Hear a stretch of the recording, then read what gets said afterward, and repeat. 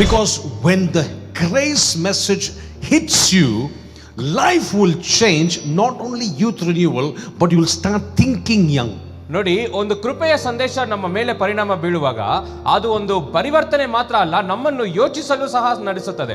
இந்த கிருபையின் சுவிசேஷத்தை நீங்க கேட்கும்போது உங்க வாழ்க்கை மாறுவது மாத்திரமல்ல, உங்களை சிந்தனையிலும் புதுப்பிக்கக்கூடிய வல்லமை உள்ளதாக இருக்கிறது. I was into drugs and alcohol. Drugs and alcohol. Pastor ಬಂದು ಇದಕ್ಕೆ ಮುಂಚಿತವಾಗಿ ಡ್ರಗ್ಸ್ ಮತ್ತೆ ಆಲ್ಕೋಹಾಲ್ ಈ ಒಂದು ಪಾನದಲ್ಲಿ ಇದ್ರು.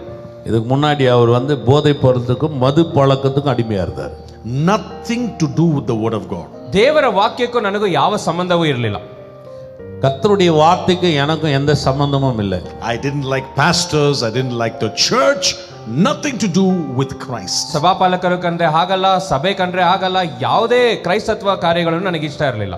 இந்த சபையும் பிடிக்காது, வார்த்தை பிரசங்கிற போதகரும் எனக்கு பிடிக்காது. But one day I had an encounter with the living God. ಆದರೆ ಒಂದು ದಿನ ಜೀವಿಸುವಂತಹ ದೇವರನ್ನು ನಾನು ಭೇಟಿ ಮಾಡಿದೆ. ஒரு நாள் கர்த்தரை நான் சந்தித்தேன். No meeting, nobody laid their hands on me, but there was a divine encounter. ನೋಡಿ, ಯಾವ ಮೀಟಿಂಗು ಹೋಗಿಲ್ಲ, ಯಾರು ನನ್ನ ಮೇಲೆ ಕೈ ಇಟ್ಟು ಪ್ರಾರ್ಥನೆ ಮಾಡಿಲ್ಲ, ಆದರೆ ದೈವಿಕ ಸಂದರ್ಶನ ಹೊಂದಿತ್ತು. அதாவது யாரை என் தலையில கை வைக்கல, நான் எந்த மீட்டிங்கும் போல, ஆனா கர்த்தர் ஒரு பெரிய மாற்றத்தை உண்டு பண்ணார். You must understand that this was a very direct encounter from the Lord. ಒಂದು ವಿಷಯ ತಿಳ್ಕೋಬೇಕು, ಏನಂದ್ರೆ ಇದು ದೇವರಿಂದ ನೇರವಾಗಿ ಬಂದಂತಹ ಒಂದು ಭೇಟಿ. ஒரு காரியத்தை நீங்க தெரிஞ்சுக்கணும், கர்த்தரே என்ன டைரக்டா சந்திச்ச ஒரு காரியம் அது. So he led me to listen and hear the word of God. ಆದ್ದರಿಂದ ದೇವರ ವಾಕ್ಯವನ್ನು ಕೇಳಲು ನನ್ನನ್ನು ದೇವರು ನಡೆಸಿದರು. கர்த்தருடைய வார்த்தை கேட்கும்படி கர்த்தர் என்னை நடத்தினார். So I put on my audio Bible and started following in the book of Genesis chapter 1 verse. ನಂತರ ಆ ಒಂದು ಆಡಿಯೋ ಬೈಬಲ್ ಅಂದ್ರೆ ಕೇಳುವಂತಹ ಸತ್ಯವೇದವನ್ನು ನಾನು ಕಿವಿಯಲ್ಲಿ ಕೇಳಿಕೊಂಡು ಆ ಆದಿಕಾಂಡದಿಂದ ಹಾಗೆ ಮುಂದುವರಿಸಿದೆ. பாருங்க, அந்த காலத்துல இந்த கேட்கிற பைபிள் ஒன்று இருக்கும், அதை ஆன் பண்ணி அந்த கேட்கிற பைபிள் மூலமா ஆதியாகமத்தில் கேட்க ஆரம்பிச்சேன். So it said, in the beginning God created the heaven and the earth. The earth was without form and void, and darkness was upon the face of the deep. I heard it audio and followed it in my Bible. So ಆದ್ದರಿಂದ ಆಗ ಒಂದೇ ವಾಕ್ಯದಲ್ಲಿ ಹೇಳ್ತಲ್ಲ, ಆದಿಯಲ್ಲಿ ದೇವರು ಆಕಾಶ ಭೂಮಿಯನ್ನು ಉಂಟು ಮಾಡಿದನು, ಭೂಮಿಯು ಕ್ರಮವಿಲ್ಲದೆ ಬರದಾಗಿ ಇತ್ತು, ಆದಿಸಾಗರದಲ್ಲಿ ಮೇಲೆ ಕತ್ತಲೆಯು ದೇವರಾತ್ಮವು ಚಲಿಸುವುದ ಮೇಲೆ ಬಳಸುತ್ತಿದ್ದದು. ಇದನ್ನೆಲ್ಲ ನಾನು ಓದ್ತಿದ್ದೆ. வேத சொல்லுதிலே ஆதியிலே தேவன் இருந்தார், அவர் வானத்தை பூமியும் சிருஷ்டித்தார், பூமியின் மேல் இருள் இருந்தது, பூமி வெறுமையா இருந்தது, ஒழுங்கினையா இருந்ததுன்றதை நான் கேட்க ஆரம்பிச்சேன். So when that happened, I saw the whole process as if I was standing there. ಇದನ್ನು ನೋಡುವಾಗ ಎಲ್ಲಾ ಪ್ರಕ್ರಿಯೆಯೂ ಸಹ ನಾನಲ್ಲಿ ನಿಲ್ಲುವಾಗಲೇ ನೋಡುತ್ತಿದ್ದನು. இது எல்லாத்தையும் நாங்க நின்று கேட்கும் போது தான் நான் பார்த்தேன். You may ask me, how did you experience this? Because did you have a vision? ನೀವು ಕೇಳಬಹುದು, ಇದನ್ನೆಲ್ಲ ಹೇಗೆ ಅನುಭವಿಸಿದ್ರಿ? ದರ್ಶನ ಏನಾದರೂ ಸಿಕ್ಕಿತ್ತಾ? இதெல்லாம் நீங்க கேட்கலாம். எப்படி இதை அனுபவிச்சீங்க? உங்களுக்கு ஏதாவது ஒரு பெரிய தரிசனம் மாதிரி ஏதாவது வந்துச்சா? No. Before reading, I was so used to drugs. I took the drugs and read the Bible. ಇಲ್ಲ, ಅದಕ್ಕೆ ಮುಂಚಿತವಾಗಿ ಸತ್ಯವೇದನ ಓದ್ಲಿಕ್ಕೆ ಮುಂಚಿತವಾಗಿ ಈ ಮಾಧ್ಯಮ ವಸ್ತುಗಳಲ್ಲಿ ಹೆಚ್ಚಾಗಿರೋದ್ರಿಂದ ಆ ಮಾಧ್ಯಮ ವಸ್ತುಗಳನ್ನು ಬಳಸ್ಕೊಂಡು ಸತ್ಯವೇದ ಓದ್ತಿದೆ. இந்த போதை பழக்கத்துக்கு அடிமையாயிட்டு இருந்தனால போதை பழக்கத்துக்கு அந்த போதை பொருளை ஏத்திக்கிட்டு தான் வசனமே கேட்க ஆரம்பிச்சேன். But God's word is powerful. ಆದರೆ ದೇವರ ವಾಕ್ಯವು ಶಕ್ತಿಯುತವಾಗಿದೆ. ஆனா கர்த்தருடைய வார்த்தை வல்லமை உள்ளது. ஒரு ஆமென் சொல்லுங்க. ஒரு ஆமென் சொல்லுங்க. In spite of the drunkenness and that all that effect of the drug, the word of God began to touch me. ಈ ಒಂದು ನಶೆ ಇರುವಂತ ಸಮಯದಲ್ಲಿ ದೇವರ ವಾಕ್ಯವು ನನ್ನನ್ನು ಮುಟ್ಟಕ್ಕೆ ಪ್ರಾರಂಭಿಸಿತು. பாருங்க, இந்த போதை பொருள் வஸ்துல இருக்கும்போது, இந்த போதையில நான் இருக்கும்போது இந்த வசனம் என்ன தொட ஆரம்பிச்சிச்சு. Many of us are trying to change without the word, but it is impossible. The word is the only thing that can change. ಹಲವಾರು ಜನ ವಾಕ್ಯವಿಲ್ಲದೆ ಬದಲಾವಣೆಯನ್ನು ತರಲು ಪ್ರಯತ್ನ ಪಡ್ತಾರೆ, ಆದ್ರೆ ಅದು ಸಾಧ್ಯವೇ ಇಲ್ಲ.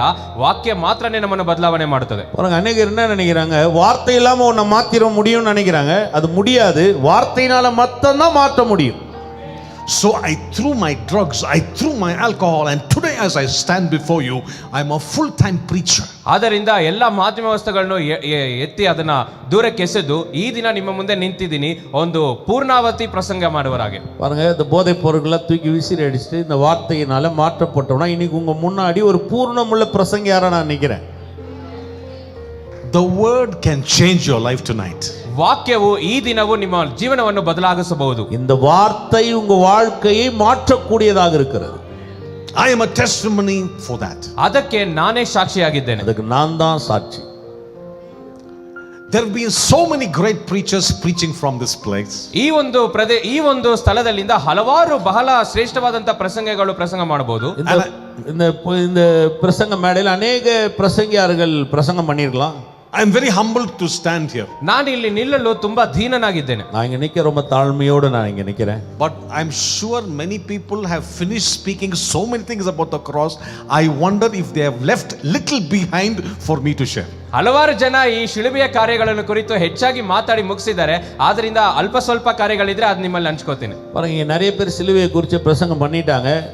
கொஞ்சம் ஏதாவது அவங்க விட்டு வச்சிருப்பாங்களான்னு நான் பார்க்குறேன். அதை நான் பிரசங்கம் பண்றேன். Praise the Lord. Praise the Lord. But you can never extinguish the word of God. You can't finish the word of God. ಅಂದ್ರೆ ಯಾವುದೇ ಕಾರಣಕ್ಕೂ ದೇವರ ವಾಕ್ಯವನ್ನು ನಾವು ಅಂತ್ಯಕ್ಕೆ ಅಂದ್ರೆ ಮುಗಿಸಿದೆ ಅಂತ ನಾವು ಭಾವಿಸಲೇಬಾರದು. இவ்வளவுதான் வார்த்தை அப்படின்னு ஒரு முடிவோடு கூட நம்ம என்றைக்கு பார்த்து விடக்கூடாது. Amen.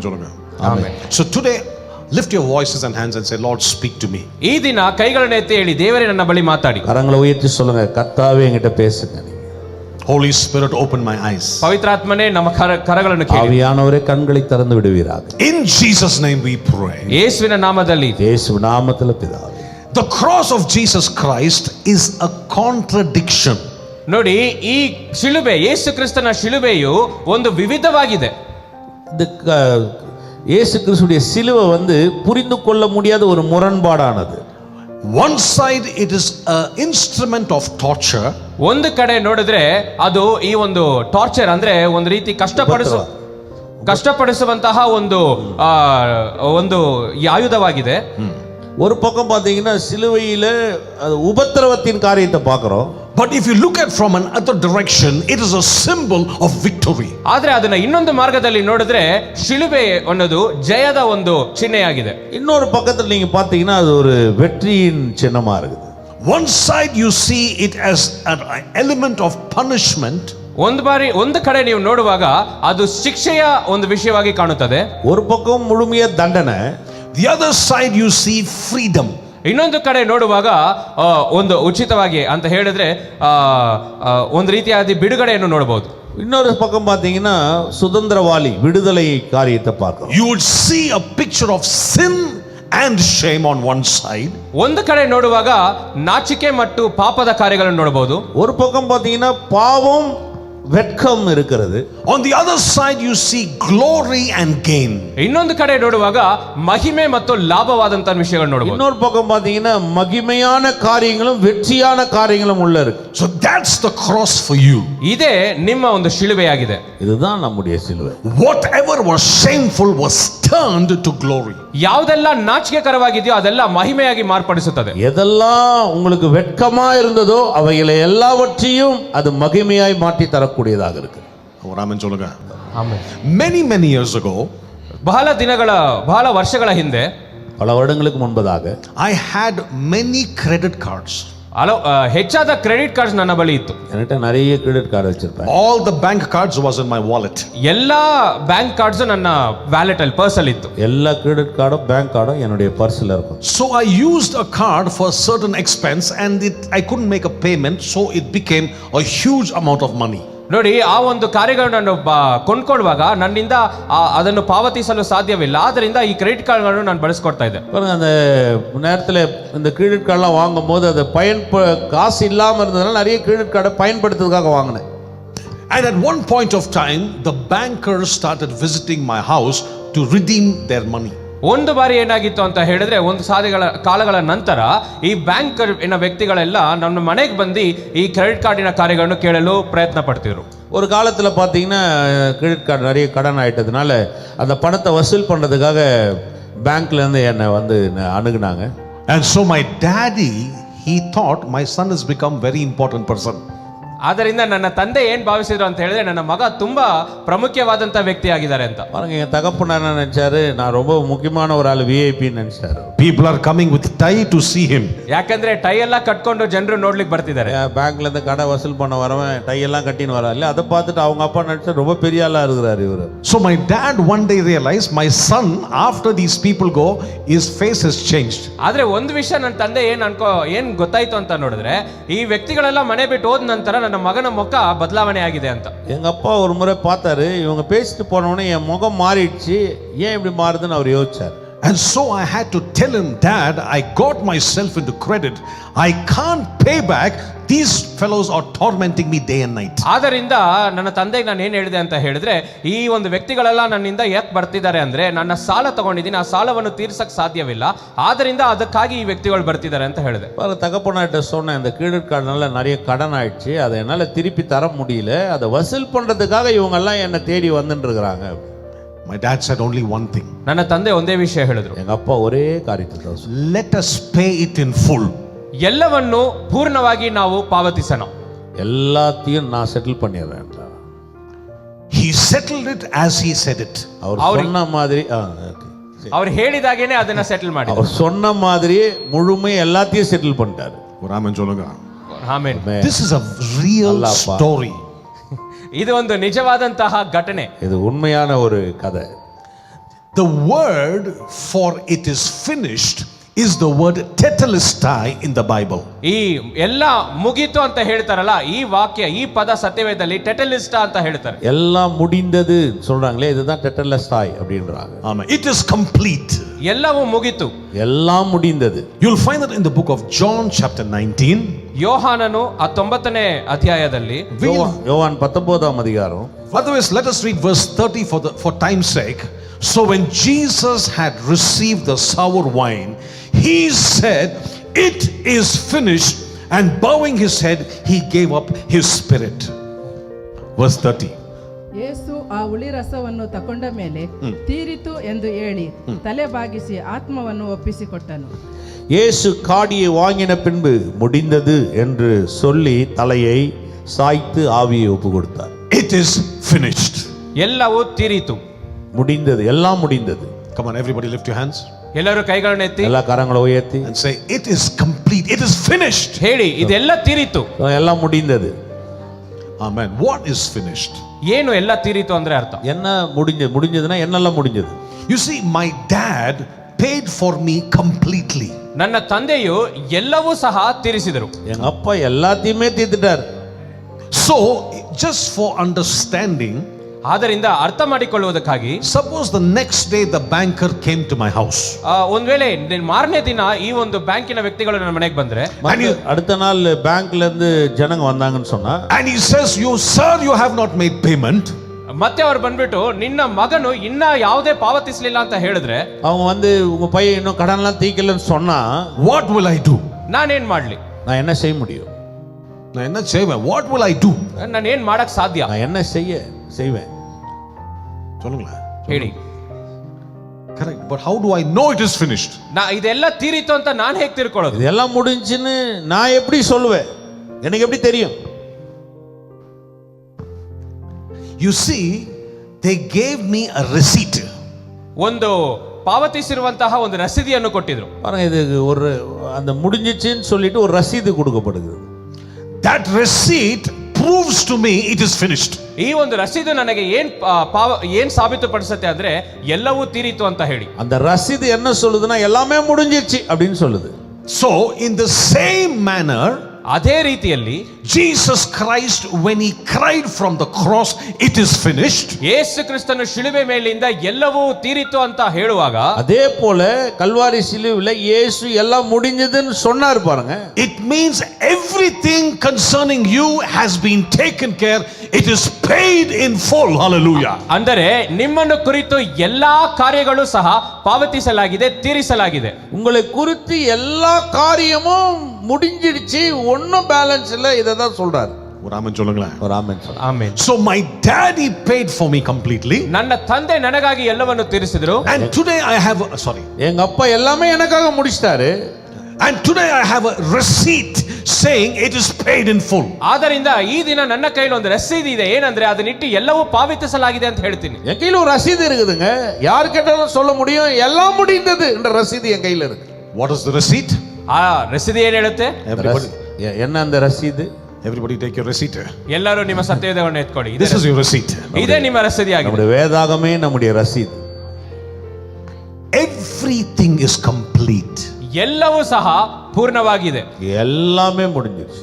We are not going into what is finished because I'm sure you know what has been done.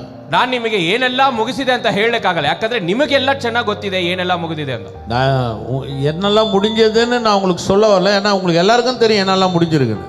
தெரியும் இல்லையா? ಗೊತ್ತಲ್ಲ? All of us know. Curses broken, sickness is taken care of. I am set free. We all know that. ಶಾಪಗಳು ಮುರಿಯಲಾಗಿದೆ, ಮತ್ತೆ ನಮ್ಮಲ್ಲಿರುವಂತಹ ಎಲ್ಲ ಪಾಪಗಳು, ನಮ್ಮ ಎಲ್ಲ ವ್ಯಾಧಿಗಳು, ರೋಗಗಳು ಎಲ್ಲ ತೀರಿಸಲಾಗಿದೆ. நம்முடைய சாபங்களையும் நோய்களையும் நம்முடைய எல்லா தரித்திரங்களையும் அவர் சிலுவையில சுமந்து தீர்த்தார், முடித்தார்னு தெரியும். So the key is to understand the tense when it says it is finished. ಆದ್ದರಿಂದ ನಾವು ನಮ್ಮ ಒಂದು ಬೀಗದ ಕೈ ಏನಿದೆ ಅಂತ ಹೇಳಿದ್ರೆ ಎಲ್ಲ ತೀರಿತು ಅಂತ ಹೇಳುವಾಗ ಆ ಕಾಲ ಯಾವುದು ಅಂತ ತಿಳ್ಕೋಬೇಕು. பாருங்க, எல்லாம் முடிஞ்சிச்சுன்னு சொல்லும் போது நம்ம கையில ஒரு திறவுகோல் இருக்குது. அது எந்த காலம் அந்த திறவுகோல் இருக்குதுன்னு நம்ம பார்க்கணும். Because many times we think it happened 2000 years ago, but what does that got to do with my problem today? ಹಲವಾರು ಬಾರಿ 2000 ವರ್ಷದ ಹಿಂದೆ ನಡೆದಿದಂತ ಕಾರ್ಯವು ಈ ಪ್ರಸ್ತುತ ಕಾಲದಲ್ಲಿ ನನಗಿದು ಹೇಗೆ ಕಾರ್ಯಗಳನ್ನು ಕೊಡುತ್ತದೆ ಅಂತ ನಾವು ಭಾವಿಸ್ತೇವೆ. 2000 வருஷத்துக்கு முன்னாடி எல்லாம் முடிஞ்சிருச்சு, ஆனா இப்போ அந்த காரியம் எனக்கு என்னமா இருக்குதுன்றதை நம்ம பார்க்கணும். So in the general tenses we have the past tense, present tense and future tense. ನೋಡಿ, ಈ ಕಾಲಗಳು ಅಂತ ನೋಡುವಾಗ ಭೂತಕಾಲ, ವರ್ತಮಾನ ಕಾಲ ಮತ್ತೆ ಭವಿಷ್ಯ ಕಾಲ ಅಂತ ಇದೆ. காலங்கள் சொல்லும் பொழுது இறந்த காலம், மறந்து கடந்த காலம், நிகழ்காலம், வருங்காலம், இந்த மூன்று காலங்களையும் அது குறிக்கிறது. But in the original text, ಆದ್ರೆ ಮೂಲ ಪಠ್ಯದಲ್ಲಿ this particular tense is called a perfect tense. ನೋಡಿ, ಇದನ್ನ ಬಂದು ಸರಿಯಾದ ಅಂದ್ರೆ ಆಗ ನಡೆದಿದ್ದಂತಹ ಒಂದು ಸಂಪೂರ್ಣವಾಗಿ ಇರುವಂತಹ ಒಂದು ಕಾಲ ಅಂತ ಹೇಳುತ್ತದೆ. பாருங்க, இந்த காலங்கள் சொல்லும் போது அது முடித்த எல்லாவற்றையும் ஒரு சரியான காலத்தில் இருக்கிறது என்று சொல்லப்படுகிறது. It means the power which took place on the cross of Calvary, it will work today if you apply it today. ಅಂದ್ರೆ ಈ ಒಂದು ಕಲ್ವಾರಿ ಶಿಲುಬೆಯಲ್ಲಿ ನಡೆದಂತಹ ಶಕ್ತಿಯು ಈ ದಿನ ನಾವು ಅನುಮತಿಸಿದ್ರೆ ಇವತ್ತು ನಡೆಯಕ್ಕೆ ಸಾಧ್ಯ. கல்வாரி சிலுவையில் என்ன நடந்ததோ அதை இன்னைக்கு நீங்க அனுமதிச்சா இன்னைக்கு உங்களுக்கு நடக்க அதுல வல்லமை இருக்கிறது. There is power if you appropriate what happened 2000 years ago on the cross. Today you will find results today. 2000 ವರ್ಷಗಳ ಹಿಂದೆ ಶಿಲುಬೆಯಲ್ಲಿ ಏನ್ ನಡೆದಿದೆಯೋ ಅದನ್ನ ಈ ದಿನ ನಾವು ಅದನ್ನ ಭಾವಿಸಿ ಅದನ್ನ ನಮ್ಮ ಜೀವನಕ್ಕೆ ನಾವು ಅನ್ವಯಿಸಿಕೊಳ್ಳುವಾಗ ಅದರ ಫಲಿತಾಂಶಗಳನ್ನು ಈ ದಿನದಲ್ಲಿ ಸಹ ನಾವು ನೋಡಬಹುದು. 2000 வருஷத்துக்கு என்ன முடிஞ்சதோ அதை விசுவாசிச்சு நம்முடைய வாழ்க்கையில அதை அனுமதிச்சா அதை இப்பொழுது நம்மால பெற்றுக்கொள்ள முடியும். The evil one will tell you you need to do something and gain his approval, and tomorrow you may be healed.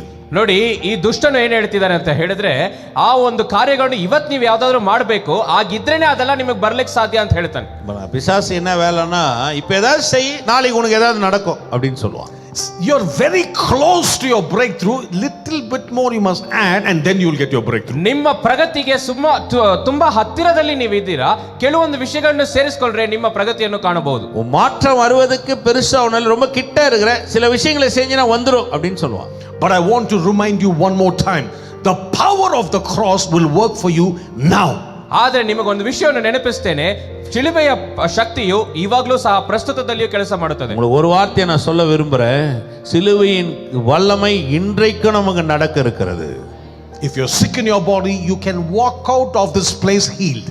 ನೋಡಿ, ನೀವು ಈ ನಿಮ್ಮ ಶರೀರದಲ್ಲಿ ಯಾವ್ದಾದ್ರು ರೋಗಗಳಿದ್ರೆ ಇಲ್ಲಿಂದ ಹೊರಗಡೆ ಹೋಗುವಾಗ ಸೌಖ್ಯದಲ್ಲಿಂದ ಹೋಗಬಹುದು. உங்க சரீரத்துல சுகவீனமோட நீங்க வந்திருந்தீங்கன்னா போகும்போது சுகத்தோடவே நீங்க போலாம்.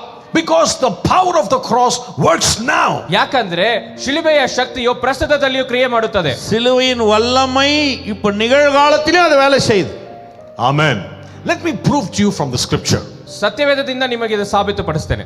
வார்த்தையினால இதை நான் உங்களுக்கு நிரூபிக்கிறேன். The book of Hebrews chapter 11 verse number 6. ಹೆಬ್ರೆಯ ಗ್ರಂಥ 11:6ನೇ ವಚನ. எபிரேயர் 11:6.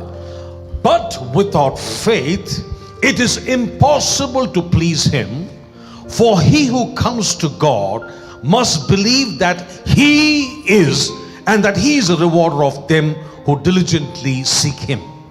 ಆದರೆ ನಂಬಿಕೆ ಇಲ್ಲದೆ ದೇವರನ್ನು ಮೆಚ್ಚಿಸುವುದು ಅಸಾಧ್ಯ.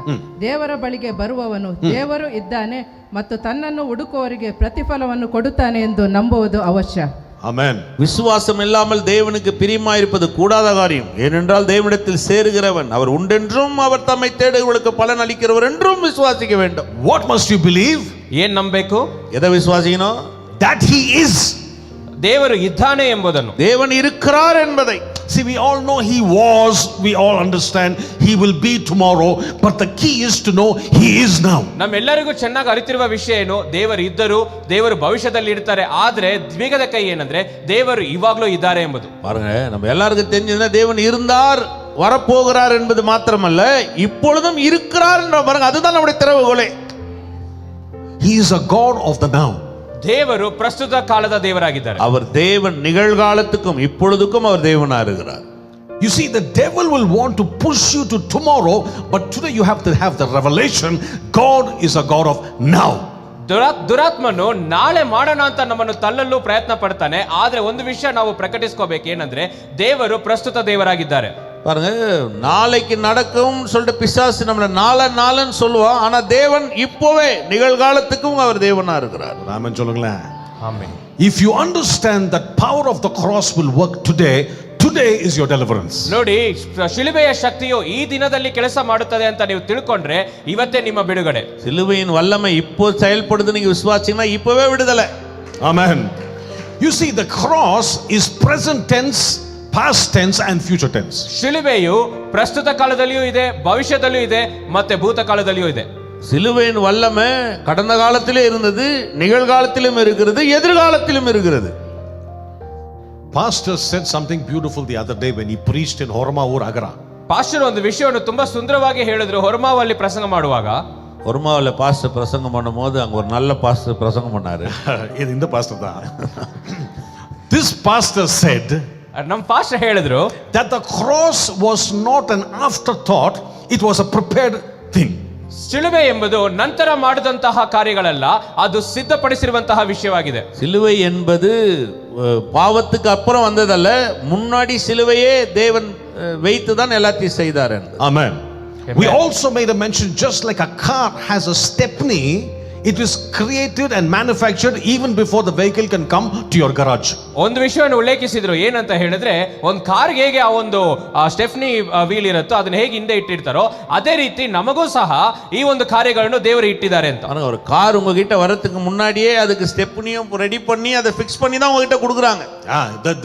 The manufacturer does not want you to have trouble in case you have a puncture. ಉತ್ಪಾದಿಸುವವನು ನೋಡಿ ನಿಮಗೆ ಸಮಸ್ಯೆ ಬಂದಾದ ನಂತರ ಪರಿಹಾರ ಕೊಡೋ ರೀತಿ ಇಲ್ಲ. அதாவது இந்த கார் கம்பெனிக்காரன் உங்களுக்கு ஒரு தொந்தரவு வரக்கூடாது என்பதற்காக முன்கூட்டியே ஒரு எக்ஸ்ட்ரா வீலை கொடுத்து அனுப்புறார். Amen. Amen. So the cross of Jesus Christ, ಯೇಸು ಕ್ರಿಸ್ತನ ಶಿಲುಬೆಯು, it is not an afterthought, it is a planned thought. ಅದು ಆ ನಂತರ ಯೋಚಿಸಿರೋದಲ್ಲ, ಸಿದ್ಧ ಮಾಡಿರುವಂತದಾಗಿದೆ. சிலுவையினுடைய திட்டம் என்றது பாவத்துக்கு அப்புறம் அல்ல, முன்கூட்டியே ஏற்படுத்தி வைக்கப்பட்ட ஒன்று. Hallelujah. Hallelujah. So whenever we go into a problem, God is not surprised. ನೋಡಿ, ನಾವು ಒಂದು ಸಮಸ್ಯೆದೊಳಗೆ ಹಾದು ಹೋಗುವಾಗ ದೇವರಿಗೆ ಅದು ಆಶ್ಚರ್ಯ ಕೊಡುವುದಿಲ್ಲ. நீங்க ஏதாவது ஒரு உபத்திரத்துக்குள்ள போகும்போது, பிரச்சனைக்குள்ள போகும்போது கர்த்தருக்கு ஒரு ஆச்சரியமே கிடையாது. Amen. Amen. The Bible says the Son of God was slain even before the foundation of the world. ಸತ್ಯವೇದ ಹೇಳ್ತಿದೆ ನೋಡಿ, ಜಗತ್ತುತ್ಪತ್ತಿಗೆ ಮುಂಚಿತವಾಗಿಯೇ ದೇವರ ಮಗನು ಶಿಲುಬೆಗೆ ಹಾಕಲ್ಪಟ್ಟಿದ್ದಾರೆ. வேதம் சொல்லுது, உலகம் தோன்ற முதற்கொண்டே அவர் சிலுவையில் அடிக்கப்பட்டான். வேதம் சொல்லுது. So the problem came after the solution. ಆದ್ದರಿಂದ ಫಲಿತಾಂಶ ಪರಿಹಾರದ ನಂತರ ಸಮಸ್ಯೆ ಉಂಟಾಯಿತು. பரிகாரம் முதலே ரெடி ஆயிடுச்சு, அதுக்கு அப்புறமா தான் பிரச்சனையே வந்தது. So your problem is already has a solution. ಆದ್ದರಿಂದ ನಿಮ್ಮ ಸಮಸ್ಯೆಗೆ ಮುಂಚಿತವಾಗಿಯೇ ಪರಿಹಾರ ಇದೆ. உங்க பிரச்சனைக்கு முன்னாடியே உங்களுக்கு பதில் இருக்கு. Raman சொல்லுங்களா? ஆமென் சொல்லுங்களேன். That means your sickness is already being taken care before the sickness can come. ಅಂದರೆ ನಿಮಗೆ ಯಾವುದಾದರೂ ರೋಗ ಉಂಟಾದರೆ ಆ ರೋಗಕ್ಕೆ ಫಲಿತಾಂಶವು ಮುಂಚಿತವಾಗಿಯೇ ಸಿದ್ಧವಾಗಿದೆ. உங்களுக்கு இப்ப ஏதாவது ஒரு வியாதி இருக்குன்னு சொன்னா, இந்த வியாதி உங்க வரதுக்கு முன்னாடியே சுகம் இருக்குது உங்களுக்கு. If you want a financial burden to melt like wax, the answer is there even before the problem. ಆರ್ಥಿಕತೆ ಕಾರ್ಯಗಳಲ್ಲಿ ಅದು ಏನಿಲ್ಲದ ಹಾಗೆ ಕರಗಿ ಹೋಗಬೇಕಾಗಿದ್ದರೆ ಅದಕ್ಕಾಗಿ ಉತ್ತರ ಮುಂಚಿತವಾಗಿ ಸಿದ್ಧ ಮಾಡಲಾಗಿದೆ. ஏதாவது இப்ப நீங்க ஒரு பண ரீதியான ஒரு நெருக்கடியிலோ ஒரு பெரிய பிரேக் த்ரூ வேணும் எதிர்பார்க்கறீங்கன்னு சொன்னா, அதுக்கு முன்னாடியே, இந்த பிரச்சனை வரதுக்கு முன்னாடியே கர்த்தர் அந்த பதிலை வச்சிருக்கிறார்ன்றதை அறிந்து கொள்ளணும். That's why the cross of Jesus Christ is past tense. ಆದ ಕಾರಣನೇ ಯೇಸು ಕ್ರಿಸ್ತನ ಶಿಲುಬೆ ಎಂಬುದು ಭೂತಕಾಲದಲ್ಲಿಯೂ ಇದೆ. பாருங்க, இயேசு கிறிஸ்துடைய சிலுவைன்றது கடந்த காலத்திலே இருக்கு. The answer is already there before the foundation of the world. ಜಗದುತ್ಪತ್ತಿಗೆ ಮುಂಚಿತವಾಗಿಯೇ ಈ ಉತ್ತರವನ್ನು ಸಹ ಕೊಡಲ್ಪಟ್ಟಿದೆ. உலகம் தோன்றதுக்கு முன்னாடியே கர்த்தர் பதிலை ஏற்படுத்தி வச்சிருக்கிறார். The cross of Jesus Christ is present tense. ಯೇಸು ಕ್ರಿಸ್ತನ ಶಿಲುಬೆಯು ಪ್ರಸ್ತುತದಲ್ಲಿಯೂ ಇದೆ. இயேசு கிறிஸ்துவுடைய சிலுவை இப்ப நிகழ்காலத்திலே இருக்கு. Because the power of the cross is available for you and me. ಯಾಕಂದ್ರೆ ಯೇಸು ಕ್ರಿಸ್ತನ ಆ ಒಂದು ಶಕ್ತಿಯು ನಿಮಗೂ ನನಗೂ ಸಿಗಲಾಗಿದೆ. இயேசு கிறிஸ்துவினுடைய அந்த வல்லமை உங்களுக்கு எனக்கும் கிடைக்கும். And the cross was also reality 2000 years ago when Jesus died on the cross. ಈ ಶಿಲುಬೆಯು ನಿಜಕರವಾಗಿ 2000 ವರ್ಷದ ಹಿಂದೆ ಯೇಸು ಕ್ರಿಸ್ತನು ಗತಿಸುವಾಗ ನಿಜವಾಗ್ಲೂ ನಡೆದ ಘಟನೆ. 2000 வருஷத்துக்கு முன்னாடி எல்லாரும் பார்க்கும்படியாக அது உண்மை சம்பவமாய் நடந்தது. But through faith you can go and transport to the cross, receive the miracle that you need and come back to the present tense. ನಂಬಿಕೆಯ ಮೂಲಕ ಭೂತಕಾಲದಲ್ಲಿ ನಡೆದಂತ ಶಿಲುಬೆಯಲ್ಲಿರುವಂತಹ ಎಲ್ಲಾ ಅದ್ಭುತ ಕಾರ್ಯಗಳನ್ನು ನಾವು ಅಲ್ಲಿ ಹೋಗಿ ಅದನ್ನು ಸ್ವೀಕರಿಸಿಕೊಂಡು ಮತ್ತೆ ಪ್ರಸ್ತುತಕ್ಕೆ ಬಂದು ನಿಲ್ಲಬಹುದು. பாருங்க, கல்வாரி சிலுவையில தேவன் எதெல்லாம் செய்து முடித்தாரோ அதை நீங்க கடந்த காலத்துக்குள் சென்று அதை எடுத்துக்கொண்டு நிகழ்காலத்துக்கு வர முடியும். ஒரு ஆமென் சொல்லுங்களேன். ஆமென் சொல்லுங்க. So the point is revelation knowledge. ಆದ್ದರಿಂದ ಅಂಶವೇನಂತ ಹೇಳಿದ್ರೆ ಈ ಪ್ರಕಟಣೆಯ ತಿಳುವಳಿಕೆ. பாருங்க, இதுல என்னன்னா ஒரு வெளிப்பாடு மிக அவசியம். Because we will always think it is a past tense thing. Jesus died, so how does it help me today? ಯಾವಾಗಲೂ ನಾವೇನ್ ಭಾವಿಸ್ತೀವಿ ಅಂತ ಹೇಳಿದ್ರೆ ಅದು ಭೂತಕಾಲದಲ್ಲಿ ಯೇಸು ಕ್ರಿಸ್ತನು ಮಾಡಿ ಮುಗಿಸಿರೋದು ನಮಗೆ ಹೇಗೆ ಸಹಾಯ ಮಾಡುತ್ತೆ ಇವತ್ತು. பாருங்க, எல்லாரும் என்ன நினைக்கிறோம், அது 2000 வருஷத்துக்கு முன்னாடி கடந்த காலத்துல நடந்தது, இப்போ அது எனக்கு வேலை செய்யுமா? So I want to show you some scripture in the Bible. ಆದ್ದರಿಂದ ಸತ್ಯವೇದದಿಂದ ಕೆಲವೊಂದು ಗ್ರಂಥಗಳನ್ನು ನಿಮಗೆ ತೋರಿಸ್ತೇನೆ. அதனால வேதாகமத்திலிருந்து சில வசனங்களை நான் உங்களுக்கு காண்பிக்க விரும்புகிறேன். To tell you how people can went to the cross, receive the power of the cross and took a miracle for them at that point of time. ಶಿಲುಬೆಯ ಮೂಲಕ ಹೇಗೆ ಜನರು ಹೋಗಿ ಆ ಅದ್ಭುತಗಳನ್ನು ಪಡೆದುಕೊಂಡು ಪ್ರಸ್ತುತಕ್ಕೆ ಬಂದರು ಎಂಬುದನ್ನು பாருங்க, எப்படி சிலுவையின் இடத்துல கடந்த காலத்துக்கு போய் அந்த சுகத்தை கொண்டு வந்தார்கள், சிலுவையின் வல்லமை கொண்டு வந்தார்கள் என்பதை நான் உங்களுக்கு காமிக்க போறேன். Go to the book of Romans chapter number 4. ರೋಮಪುರದವರಿಗೆ 4ನೇ ಅಧ್ಯಾಯ ரோமன் 4ஆம் அதிகாரம். And let us read from verse number 6. 6ನೇ ವಚನದಿಂದ ಓದೋಣ. ரோமன் 4:6 இருந்து வாசிப்போம். Just as David also describes the blessedness of the man to whom God imputes righteousness apart from works. ದೇವರು ಯಾವನನ್ನು ಪುಣ್ಯ ಕ್ರಿಯೆಗಳಿಲ್ಲದೆ ನೀತಿವಂತನೆಂದು ಎಣಿಸುತ್ತಾನೋ ಅವನು ಧನ್ಯನೆಂದು ದಾವೀದನು ಸಹ ಹೇಳುತ್ತಾನೆ. அந்தபடி கிரியைகள் இல்லாமல் தேவனாலே நீதிமான் என்று எண்ணப்படுகிற மனுஷனுடைய பாக்கியத்தை காண்பிக்கும் பொருட்டு. So listen very carefully. நல்ல கவனமா கேளுங்க. ಗಮನಿಸಿ, The cross, there is somebody before the cross looking forward to the cross. ಶಿಲುಬೆಯ ಹಿಂದೆಯೇ ಅಂದ್ರೆ ಶಿಲುಬೆಯ ಮುಂದೆ ನಿಂತು ಯಾರೋ ಆ ಶಿಲುಬೆಗೆ ಎದುರು ನೋಡ್ತಿದ್ದಾರೆ. And there are people like us who can look back to the cross. ನಮ್ಮಂತ ವ್ಯಕ್ತಿಗಳು ಸಹ ಶಿಲುಬೆಯ ಹಿಂದೆಯೂ ಸಹ ನೋಡಬಹುದು. You see, David was before the cross. ದಾವಿದನು ಶಿಲುಬೆಗೆ ಮುಂದೆ ಇದ್ದಂತನು. இந்த தாவீது வந்து சிலுவைக்கு பின்னாடி நின்று பார்த்தான், முன்னாடி. Correct. ஆமா, பின்னாடி was behind. ஆமா, crossக்கு பின்னாடி இருந்தா போல. ದಾವಿದನು ಶಿಲುಬೆಗೆ ಹಿಂದೆ ಇದ್ದವನು. பின்னாடி நின்று பார்க்கறான். ஏன்னா அவன் சிலுவைக்கு முன்னாடி வல பின்னாடி நின்னு பார்க்கறான். Because his timing was before the cross of Calvary. ಯಾಕಂದ್ರೆ ಆತನು ಶಿಲುಬೆಯ ಹಿಂದೆ ನಿಂತು ನೋಡುವವನಾಗಿದ್ದನು. ஏன்னா தாவீதினுடைய காலங்கள் சிலுவைக்கு பின்பு கடந்த காலத்துக்குள்ள நிக்கிறான். But I want to show you how this man had a revelation about the cross. ಆದರೆ ನಾನು ನಿಮ್ಗೊಂದು ವಿಷಯವನ್ನು ತೋರಿಸ್ತೀನಿ. ಏನಂದ್ರೆ ಈ ಒಂದು ವ್ಯಕ್ತಿಗೆ ಶಿಲುಬೆಯನ್ನು ಕುರಿತು ಹೇಗೆ ಪ್ರಕಟಣೆ ಸಿಕ್ಕಿತು. நான் உங்களுக்கு ஒரு காரியத்தை காமிக்க விரும்புறேன். தாவீதுக்கு எப்படி இப்படி ஒரு வெளிப்பாடு கிடைச்சது? Because he was under the old covenant and the Old Testament. ಏಕೆಂದ್ರೆ ಹಳೆ ಒಡன்பಡಿಕೆಯೊಂದಿಗೆ ಆತನಿದ್ದನು. பாருங்க, தாவீது வந்து பழைய உடன்படிக்கையில இருந்த ஒரு மனிதர். He knew very well he had to carry an animal to the temple and sacrifice the blood of the animal.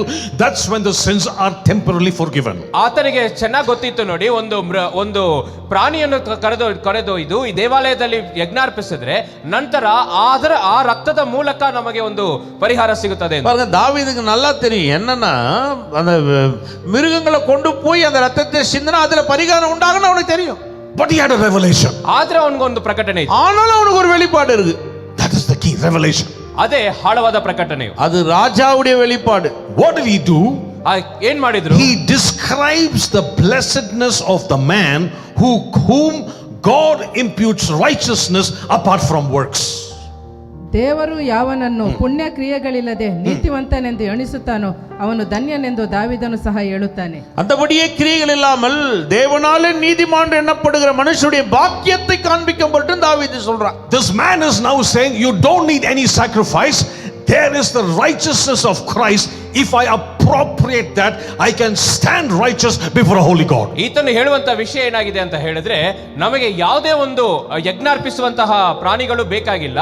ಈ ಕ್ರಿಸ್ತನ ಕಾರ್ಯಗಳನ್ನು ನಾನು ಪ್ರಕಟಣೆಯಾಗಿ ಪಡೆದುಕೊಂಡರೆ ಈ ದಿನದಲ್ಲಿ ನಾನು ಸೌಖ್ಯವನ್ನು ಪಡಿಸ್ಕೋಬಹುದು. பாருங்க, தாவீது அந்த காலத்திலே கடந்த காலத்திலே சொல்றான், எந்த கிரியையுமே இல்லாமல் அப்படின்னா எந்த பலிகளுமே இல்லாம விசுவாசத்தினால் நீதிமான் ஆக முடியும்ன்றது அன்னைக்கு தாவீது எழுதியிருக்கான். He had a revelation of the cross of Calvary. Calvary ಶಿಲುವೆಯನ್ನು ಕುರಿತು ಈತನಿಗೊಂದು ಪ್ರಕಟಣೆಯನ್ನು ಇತ್ತು. ஏன்னா அவனுக்கு சிலுவையின் மேல இருந்த ஒரு மிகப்பெரிய வெளிப்பாடு அது. He knew that it is not the animal's blood, but it's the blood of the precious blood of the Lamb of God who takes away the sin of the world. ಆತನಿಗೆ ಚೆನ್ನಾಗಿ ಗೊತ್ತಿತ್ತು, ಅವನ ಜೀವನದಲ್ಲಿ ಒಂದು ಫಲಿತಾಂಶ ಕೊಡುವುದೇನೆಂದರೆ ಅದು ಯಾವ ಪ್ರಾಣಿಗಳ ರಕ್ತವೂ ಅಲ್ಲ, ಯೇಸು ಕ್ರಿಸ್ತನ ಮೌಲ್ಯವಾದಂತಹ ರಕ್ತವೇ. பாருங்க, அவனுக்கு கடந்த காலத்திலே தெரிஞ்சிருச்சு, மிருகத்தின் ரத்தத்தினால் அல்ல குமாரனுடைய ரத்தத்தினாலே நான் அறிந்திருந்தான். He says God imputes righteousness apart from works. ಆದ್ದರಿಂದನೇ ಏನು ಹೇಳ್ತಾರೆ, ದೇವರು ಯಾವನನ್ನು ಪುಣ್ಯ ಕ್ರಿಯೆಗಳಿದ್ದೆ ನೀತಿವಂತನಾಗಿಸಿದ್ದಾನೆ. பாருங்க, தேவன் எந்த கிரியையினால ஒருத்தன் நீதிமான் ஆக்க முடியாதுன்றது அன்னைக்கு அவன் அறிந்திருந்தான். ராமன் சொல்லுங்களேன். ராமன் சொல்லுங்களேன். In verse 7 he also says, 7வது வசனத்தை பாத்தீங்கன்னா 7ನೇ ವಚನದಲ್ಲಿ ನೋಡುವಾಗ, blessed are those whose lawless deeds are forgiven and whose sins are covered. 7ನೇ ವಚನ. ಯಾರ ಅಪರಾಧಗಳು ಪರಿಹಾರವಾಗಿವೆಯೋ, ಯಾರ ಪಾಪಗಳು ಕ್ಷಮಿಸಲ್ಪಟ್ಟಿವೆಯೋ ಅವರೇ ಧನ್ಯನು. எவருடைய அக்கிரமங்கள் மன்னிக்கப்பட்டதோ, எவருடைய பாவங்கள் மூடப்பட்டதோ அவர்கள் பாக்கியவான்கள். He knew the blessedness of somebody without he saw the cross of Calvary. ನೋಡಿ, ಶಿಲುಬೆಯ ಅಂದ್ರೆ ಕಲ್ವಾರಿ ಶಿಲುಬೆಯನ್ನು ನೋಡಕ್ಕೆ ಮುಂಚಿತವಾಗಿಯೇ ಇನ್ನೊಬ್ಬರು ಧನ್ಯರಾಗಿದ್ದಾರೆ ಎಂಬುದನ್ನು ತಿಳಿದಿದ್ದನು. பாருங்க, அவன் சிலுவையை பார்க்கலங்க, ஆனா சிலுவையின் மூலமாக தான் இப்படி ஆக முடியும்ன்றத அப்பவே பார்த்தான். ஒரு ஹalleluya சொல்லுங்க. ஹalleluya தான் சொல்லுங்க. You see, that is called revelation knowledge. ಇದನ್ನೇ ಪ್ರಕಟಣೆಯ ತಿಳುವಳಿಕೆ ಎಂದು ಹೇಳುತ್ತಾರೆ. இதுதான் வெளிப்பாட்டின் அறிவுன்னு சொல்றோம். What did he do? ಏನ್ ಮಾಡಿದ್ರು? He left old covenant time mindset. ಹಳೆ ಒಡன்பಡಿಕೆಯ ವರ್ತನೆಯನ್ನು ಬಿಟ್ಟು He traveled to the spirit to see what happened on the cross. ಆತ್ಮದಲ್ಲಿ ಪ್ರಯಾಣ ಮಾಡಿ ಶಿಲುಬೆಯಲ್ಲಿ ಏನ್ ನಡೆದಿದೆ ಎಂದು ನೋಡಿದನು. பழைய உடன்படிக்கை அறிவை விட்டு புது உடன்படிக்கையில் இருக்கிற அந்த வெளிப்பாட்டுக்குள்ளாக அவன் கடந்து வந்தான். And then he received the revelation and went back to his time. ನಂತರ ಪ್ರಕಟಣೆಯನ್ನು ಪಡೆದುಕೊಂಡು ಆತನ ಕಾಲಕ್ಕೆ ಹೋಗಿದನು. அவன் அந்த புது உடன்படிக்கையின் வெளிப்பாட்டை பெற்றுக்கொண்டு மீண்டும் பழைய உடன்படிக்கைக்குள்ள நிக்கிறான். ஒரு ஆமென் சொல்லுங்களேன். ஒரு ஆமென் தான் சொல்லுங்க.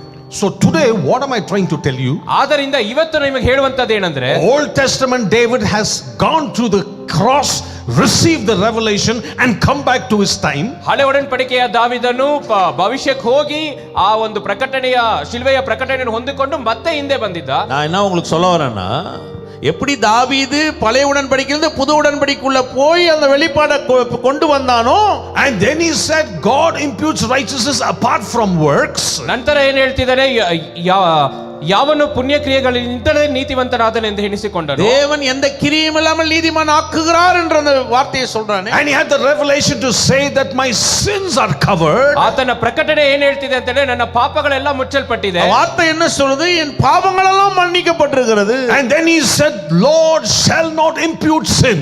ಆದ್ದರಿಂದ ಏನ್ ಹೇಳ್ತಾರೆ, ಯಾವ ಪಾಪವು ಕ್ಷಮವಿಲ್ಲವಾಗಿ ಎಂದು ಅವರೇ ಧನ್ಯರು. பாருங்க, என்ன சொல்றாங்க, யார் பாவங்கள் மூடப்பட்டிருக்கிறதோ அவர்கள் பாக்கியவான்கள். So we are sitting post cross. ಆದ್ದರಿಂದ ನಾವು ಶಿಲುಬೆಯ ನಂತರ ಇದ್ದೇವೆ. நாம் சிலுவைக்கு முன்னாடி நிக்கிறோம். Can't we go to the cross and receive the blessings for the cross for now? ನಾವು ಶಿಲುಬೆಯ ಹಿಂದೆ ಹೋಗಿ ಅದರಲ್ಲಿರುವಂತ ಆಶೀರ್ವಾದಗಳನ್ನು ಪಡೆದುಕೊಂಡು ಈಗ ಬರ್ಲಿಕ್ಕೆ ಸಾಧ್ಯವಿಲ್ಲ. இப்போ நாம திரும்ப பின்னாடி போய் அந்த வெளிப்பாடுகளை பெற்றுக்கொண்டு முன்பதுக்கு வருவதற்கு சாத்தியம் இருக்கிறது. There is no chance of defeat is what I'm trying to tell you. ನಾನು ನಿಮ್ಗೆ ಹೇಳುವಂತ ವಿಷಯ ಏನಂದ್ರೆ, ಸೋಲು ಎಂಬಂತ ಯಾವುದೇ ಅವಕಾಶವೂ ಇಲ್ಲ. பாருங்க, ஒரு தோல்வின்றதுக்கு எந்த விதமான சான்ஸும் கிடையாது. Exactly. I tell people you are hopelessly blessed. ಆದ್ದರಿಂದನೇ ಏನ್ ಹೇಳ್ತಿದ್ದೆ ಅಂದ್ರೆ, ನಿರೀಕ್ಷೆವಿಲ್ಲದೆ ನೀವು ಧನ್ಯರಾಗಿದ್ದೀರಿ. அதனால தான் சொல்றோம், நீங்க எதுவுமே செய்யாமே நீதிமான்களா இருக்கீங்க. Amen.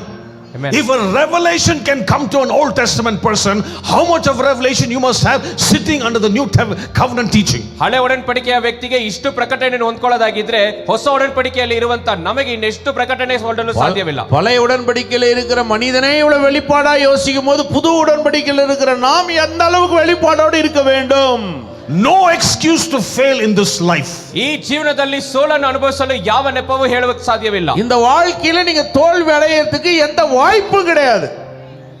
The cross is so powerful. ಶಿಲುಬೆ ಅಷ್ಟು ಶಕ್ತಿಯುತವಾಗಿದೆ. சிலுவை வல்லமை வாய்ந்தது. If it can change your destination from hell to heaven, ನಿಮ್ಮ ಗುರಿಯನ್ನು ನರಕದಿಂದ ಪರಲೋಕಕ್ಕೆ ಬದಲಾಯಿಸೋದಾಗಿದ್ರೆ, நம்முடைய வாழ்க்கையின் பாதையை நரகத்திலிருந்து பரலோகத்துக்கு மாத்த முடியும்னு சொன்னா, how much more it is easy for the power of the cross to give you a job, to give you a blessing, to pay your rent and to take care of you. ಈ ಶಿಲುಬೆಯ ಶಕ್ತಿಯು ಇನ್ನೆಷ್ಟು ಸಾಧ್ಯವು ನಿಮ್ಮ ಉದ್ಯೋಗಗಳನ್ನು ಕೊಡಕ್ಕೆ, ನಿಮ್ಮ ಸಾಲಗಳನ್ನು ತೀರಿಸಕ್ಕೆ, ನಿಮಗೊಂದು ಸರಿಯಾದ ಒಳ್ಳೆಯ ಜೀವನವನ್ನು ಕೊಡಲಿಕ್ಕೆ. பாருங்க, இந்த சிலுவை உங்களை நரகத்திலிருந்து பரலோகத்துக்கு கொண்டு முடிய சாதியம் சொன்னா, உங்க வாழ்க்கையின் தேவைகளை, பணத்தை, வேலையை, சுகத்தை எந்த அளவுக்கு சந்திக்க முடியும் என்று நிச்சயம் நமக்கு உண்டா இருக்கு. Or lift your hands and say hallelujah சொல்லுங்களேன். ಕೈಗಳನ್ನು ಎತ್ತಿ ಹಲ್ಲೆಲೂಯಾ ಹೇಳಿ. Hallelujah. Let's talk about the second person. ಎರಡನೇ ವ್ಯಕ್ತಿಯ ಬಗ್ಗೆ ನೋಡೋಣ. இரண்டாவது நபர் உங்களுக்கு காமிக்க விரும்புறேன். I want to talk to you about Apostle Paul. ಇನ್ನೊಂದು ವ್ಯಕ್ತಿ ಯಾರು ಅಂದ್ರೆ ಅಪೊಸ್ತಲನಾದ ಪೌಲನು. இன்னொரு மனிதன் யாருன்னு சொன்னா அப்போஸ்தலனாகிய Pavul. Turn with me to the book of Galatians chapter number 2 verse number 20. ಗಲಾತ್ಯದವರಿಗೆ 2:20 ತಿರುಗಿಸಿಕೊಳ್ಳೋಣ. Galatia 2:20. This is Apostle Paul speaking. ಇದು ಅಪೊಸ್ತಲನು ಪೌಲನು ಮಾತನಾಡುತ್ತಾರೆ. இது அப்போஸ்தலனாகிய பவுல் சொல்லுகிற காரியம். I have been crucified with Christ. It is no longer I who live, but Christ lives in me. 2:20. ಕ್ರಿಸ್ತನೊಂದಿಗೆ ಶಿಲುಬೆಗೆ ಹಾಕಿಸಿಕೊಂಡವನಾಗಿದ್ದೇನೆ. ಇನ್ನು ಜೀವಿಸುವವನು ನಾನಲ್ಲ, ಕ್ರಿಸ್ತನು ನನ್ನಲ್ಲಿ ಜೀವಿಸುತ್ತಾನೆ. 2:20 கலாத்தியர் 2:20. கிறிஸ்துவுடனே கூட சிலுவையில் அறையப்பட்டேன், ஆயினும் பிழைத்திருக்கிறேன். இனி நான் அல்ல, கிறிஸ்துவே எனக்குள் பிழைத்திருக்கிறார். நான் இப்பொழுது மாமிசத்தில் பிழைத்திருக்கிறதோ, என்னில் அன்பு கூர்ந்து எனக்காக தம்மை தாமே ஒப்பு கொடுத்த தேவனுடைய குமாரனை பற்ற விசுவாசத்தினாலே பிழைத்திருக்கிறேன். Hallelujah. Hallelujah. Now watch this. ಇದನ್ನು ನೋಡಿ. Now the Apostle Paul was post cross, after the cross. ಅಪೊಸ್ತಲನು ಪೌಲನು ಶಿಲುಬೆಯ ನಂತರ ದಿನಗಳಲ್ಲಿ ಇದ್ದನು. பாருங்க, அப்போஸ்தலனாகிய பவுல் சிலுவை நடந்து முடிஞ்சதுக்கு அப்புறம் இருக்கிறார். What is he saying? ಈತನ ಏನ್ ಹೇಳ್ತಾನೆ? அவர் என்ன சொல்றாரு? I have been crucified with Christ. ಕ್ರಿಸ್ತನೊಂದಿಗೆ ಶಿಲುಬೆಗೆ ಹಾಕಿಸಿಕೊಂಡಿದ್ದೇನೆಂದು. இவர் என்ன சொல்றாரு? நான் கிறிஸ்துவுடனே கூட சிலுவையில் அறையப்பட்டிருக்கிறேன். I have seen the movie The Passion of the Christ. Passion of the Christ ಎಂಬಂತ ಚಲನಚಿತ್ರವನ್ನು ನೋಡಿದ್ದೀನಿ.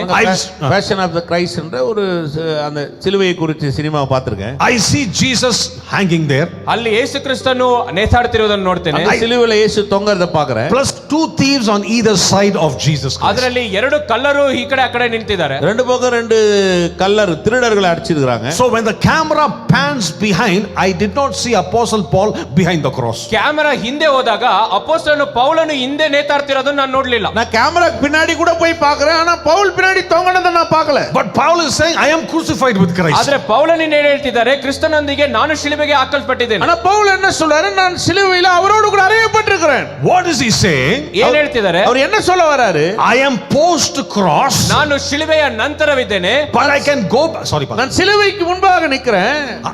I can go back to the cross. ನಾನು ಮತ್ತೆ ಶಿಲುಬೆಗೆ ಹಿಂದೆ ಹೋಗಬಹುದು. நான் சிலுவைக்கு பின்னாடியே போக முடியும். I can receive the power of the cross. ಶಿಲುಬೆಯ ಶಕ್ತಿಯನ್ನು ನಾನು ಪಡೆದುಕೊಳ್ಳಬಹುದು. நான் சிலுவையின் வல்லமையை பெற்றுக்கொள்ள முடியும். And I can write about the power today now.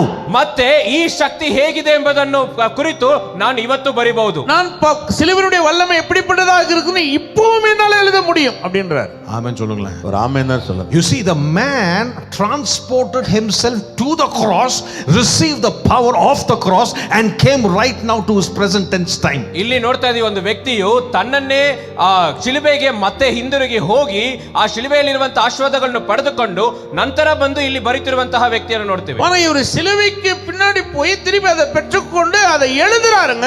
சிலுவையில் அறையப்பட்டிருக்கிறேன்னு எழுதுறார். So he says there's a power on the cross of Calvary. ಆದ್ದರಿಂದ ಆತನು ಹೇಳೋದೇನೆಂದ್ರೆ ಕಲ್ವಾರಿ ಶಿಲುಬೆಯಲ್ಲಿ ಒಂದು ಶಕ್ತಿ ಇದೆ. அவர் என்ன சொல்ல வராரு? கல்வாரி சிலுவையில் ஒரு வல்லமை இருக்கிறது. Because he went by the Spirit, got the revelation and came back and wrote these various books that we're reading today.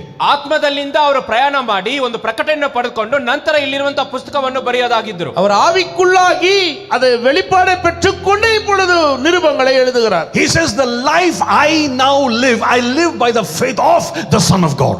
ಆತರ ಏನ್ ಹೇಳ್ತಾರೆ? ಈಗ ಶರೀರದಲ್ಲಿ ನಾನು ಜೀವಿಸುವುದು ಹೇಗೆ ಅಂದರೆ ದೇವಕುಮಾರನ ಮೇಲಿನ ನಂಬಿಕೆಯಲ್ಲಿಯೇ. ஆனா இப்ப நான் சரீரத்திலேயே எப்படி வாழ்றேன்னா தேவனை பற்றும் விசுவாசத்தினாலே பிழைத்திருக்கிறேன். Today if you get that power from the cross, ನಿಮಗೆ ಈ ದಿನ ಆ ಒಂದು ಶಿಲುಬೆಯ ಶಕ್ತಿಯನ್ನು ಪಡ್ಕೊಂಡ್ರೆ, இப்போ உங்களுக்கு அந்த சிலுவையின் வல்லமை நீங்க பெற்றுக்கொண்டீங்கன்னு சொன்னா, you can say nothing is a problem. ನೀವು ಹೇಳ್ಬೋದು ನೋಡಿ, ಯಾವುದು ಸಮಸ್ಯೆವೇ ಇಲ್ಲ. உங்க பிரச்சனை ஒண்ணுமே இல்ல brother. The greatest trouble was man disobeyed God. That I set right. Nothing is a problem. ಇರೋದ್ರಲ್ಲಿ ಅತಿ ಶ್ರೇಷ್ಠವಾದಂತ ಸಮಸ್ಯೆ ಏನಂದ್ರೆ ಮನುಷ್ಯನು ದೇವರಿಗೆ ಅವಿದ್ಯವಾಗಿರೋದು. ಅದೇ ಸರಿಪಡಿಸೋದಾಗಿದ್ರೆ ನಮ್ಮ ಸಮಸ್ಯೆಗಳು ಏನಿಲ್ಲ. பாருங்க, ஒரு பெரிய பிரச்சனைன்னா மனுஷன் தேவனுக்கு கீழ்ப்படியாம இருக்கிறான் இல்லைங்களா, அதான் பெரிய பிரச்சனை. அதையே சரிப்படுத்த முடியும்னு சொன்னா மற்றது எல்லாமே சரிப்படுத்திடலாம். You need revelation knowledge. ನಮಗೆ ಪ್ರಕಟಣೆಯ ತಿಳುವಳಿಕೆ ಇರಬೇಕು. ஒரு நல்ல வெளிப்பாடு அறிவு நமக்கு வேணும். So the first person we spoke about, David, ಮೊದಲನೇ ವ್ಯಕ್ತಿ ನಾವು ಮಾತನಾಡಿದ್ದು ದಾವೀದನ ಕುರಿತು. he went before the cross, to the cross, received the power of the cross and came back to his present time. ಆತನು ಶಿಲುವೆಯ ಹಿಂದೆ ಹೋಗಿ ಶಿಲುವೆಯ ಪ್ರಕಟಣೆಯನ್ನು ಪಡೆದುಕೊಂಡು ನಂತರ ಬಂದು ಶಿಲುವೆಯ ಕಾರ್ಯಗಳನ್ನು ಹೇಳುತ್ತಾರೆ. பாருங்க, நம்ம தாவீதை குறித்து பார்த்தோம். அவர் சிலுவையினுடைய காலங்களுக்குள்ள போய் அப்படின்னா அவர் வருங்காலத்துக்குள்ள போய் அந்த சிலுவை வெளிப்பாடை கொண்டு வந்து சிலுவை பத்தி பேசுறதை பார்த்தோம். The next person we saw is Apostle Paul. He was post cross, but he went to the cross, received the power of the cross, and he wrote about the cross in this present tense time. ನಂತರ ವ್ಯಕ್ತಿಯನ್ನು ನೋಡಿದ್ವಿ ಪೌಲನು. ಆತನು ಶಿಲುವೆಯ ನಂತರ ಕಾಲಕ್ಕೆ ಹೋಗಿ ಶಿಲುವೆಯ ಆಶೀರ್ವಾದಗಳನ್ನೆಲ್ಲ ಪಡೆದುಕೊಂಡು ಅದರಲ್ಲಿಂದ ಬರುವಂತಹ ಪ್ರಯೋಜನ ವಿಷಯಗಳನ್ನು ತಂದು ಅದನ್ನು ಒಂದು ಪತ್ರಿಕೆಯಾಗಿ ಇಲ್ಲಿ ಬರೆದು ಕೊಡುವುದನ್ನು ನೋಡ್ತೇವೆ. பாருங்க, பவுல் வந்து இப்போ சிலுவைக்கு முன்பதாக என்ன நடந்ததோ அதுக்குள்ள போய் அந்த வெளிப்பாடுகளை பெற்றுக்கொண்டு வந்து நிருபங்களை எழுதுறதை நாம் பார்க்கிறோம். We will see one last example and close for the day. ಒಂದು ಮುಖ್ಯವಾದಂತ ಉದಾಹರಣೆಯನ್ನು ನೋಡಿ ಈ ದಿನದಲ್ಲಿ ಮುಗಿಸೋಣ. இன்னும் ஒரு உதாரணத்தை சொல்லி நான் அந்த காரியங்களை முடிக்க வரும். Matthew's Gospel chapter number 15. ಮತ್ತೆಯ ಸುವಾರ್ತೆ 15ನೇ ಅಧ್ಯಾಯ மத்தேயு 15ஆம் அதிகாரம் Verse number 22. 22ನೇ ವಚನ. I know the story is a familiar story to all of you. ಈ ಒಂದು ಕಥೆಗಳು ಎಲ್ಲರಿಗೂ ತಿಳಿದಂತದೆ. 15:22 இந்த கதை எல்லாருக்கும் தெரிஞ்சிருக்கும். And behold, a woman of Canaan came from that region and cried out to him, saying, have mercy on me, O Lord, son of David, my daughter is severely demon possessed. ಆ ಸೀಮೆಯಿಂದ ಕಾನ್ಯನರವಳೊಬ್ಬಳು ಹೊರಟು ಬಂದು, ಸ್ವಾಮಿ ದಾವೀದನ ಕುಮಾರನೇ, ನನ್ನನ್ನು ಕರುಣಿಸು, ನನ್ನ ಮಗಳಿಗೆ ದೆವ್ವದ ಕಾಟ ಬಹಳವಾಗಿದೆ ಎಂದು ಕೂಗಿಕೊಂಡಳು. மத்தேயு 15:22 அப்பொழுது அந்த திசைகளில் குடியிருக்கிற கானானிய ஸ்திரீ ஒருத்தி அவரிடத்தில் வந்து, ஆண்டவரே, தாவீதின் குமாரனே, எனக்கு இரங்கும், என் மகள் பிசாசினால் கொடிய வேதனைப்படுகிறாள் என்று சொல்லி கூப்பிட்டாள். Now when somebody comes to Jesus, we know that he is a God of compassion. He will answer us. ನೋಡಿ, ಯಾರೋ ಒಬ್ಬರು ಯೇಸು ಕ್ರಿಸ್ತನಲ್ಲಿ ಬರುವಾಗ ದೇವರು ಯೇಸು ಕ್ರಿಸ್ತನು ಕರುಣೆಯುಳ್ಳ ದೇವರು ಆತನು ಉತ್ತರ ಕೊಡುತ್ತಾರೆ ಎಂದು ಚೆನ್ನಾಗಿ ತಿಳಿದಿದ್ದಾರೆ. பாருங்க, யாராவது இயேசு கிறிஸ்துட்ட வரும்போது அவர் பதில் கொடுக்கிற கூடியவரா இருக்கிறார். ஏன்னா அவர் மனதுருக்கம் உள்ளவரா இருக்கிறார். But in this particular case, the Bible says in the next verse, he did not answer a word.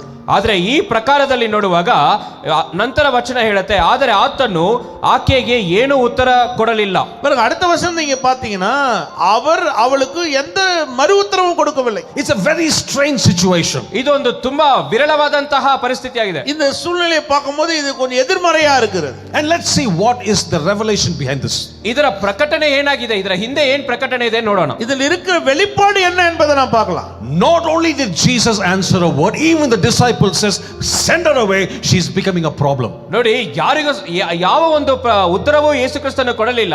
ಆತನ ಶಿಷ್ಯರಿಗೂ ಏನ್ ಹೇಳ್ತಿದ್ದಾರೆ, ಆತನೊಂದು ಸಮಸ್ಯೆ ಆಗಿದೆ, ಕಳಿಸ್ಬಿಡಿ ಅಂತ ಹೇಳ್ತಾರೆ. பாருங்க, இயேசு மாத்திரம் மறு உத்தரவு தரலன்னு சொல்ல, மாறாக சீஷர்கள் சொல்றாங்க, இவளை அனுப்பிவிடும்.